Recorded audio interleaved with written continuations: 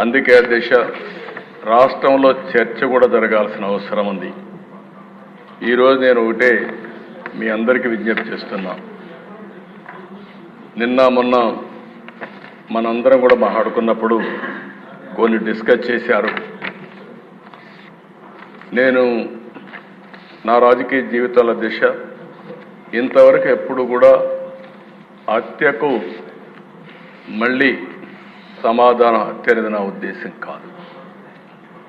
ఎప్పుడైతే కక్షకు మనం పోతామో అక్కడి నుంచి ఇది రావణాసుడి కష్టమారిగా తయారవుతుంది. నేను ఇక్కడ తప్పు చేసిన వ్యక్తుల్ని ఎట్టి పరిస్థితుల్లో వదిలిపెట్టాం.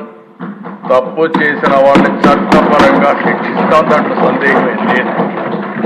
కానీ చట్టాన్ని మన చేతుల్లోకి తీసుకుని మేము కూడా ప్రతీకారం తీర్చుకుంటామంటే మాత్రం చాలా సమస్యలు వస్తాయి. నేను అందుకే ఇక్కడే మెంబర్స్ అందరినీ ఒకటే కోరుతున్నా, రాష్ట్రంలో హింసకు తావులేదు. అయితే అదే సమయంలో నేరగాళ్లకు ఒకే హెచ్చరిక చేస్తున్నా, మొన్నటి వరకు అధికారం అండతో నేరాలు ఘోరాలు చేశారు, ఇక సాగవని గట్టిగా ఈ సభ ద్వారా హెచ్చరిస్తున్నానని చెప్పి కూడా నేను తెలియజేస్తున్నా. రాజకీయ ముసుగులో నేరాలు చేయడం, ఒకప్పుడు తీవ్రవాదుల సమస్య చాలా ఈజీగా పరిష్కారం చేశాం. ముఠా నాయకుల సమస్య నాకు కొద్దిగా ఇబ్బంది కలిగింది.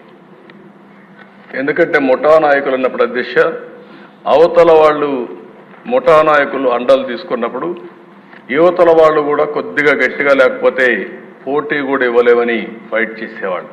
నేను ఒకటే చెప్పాను మా పార్టీ వాళ్ళకి, తప్పదు, మనందరం కూడా ముఠాలు తుదముట్టించాల్సిన అవసరం ఉంది, గట్టిగా ఉంటామని మన పార్టీ వాళ్ళని కూడా నేను అరెస్ట్ చేసి ముఠాలని పూర్తిగా రూపుమాపిన చరిత్ర తెలుగుదేశం పార్టీదని చెప్పి కూడా నేను తెలియజేస్తున్నాను.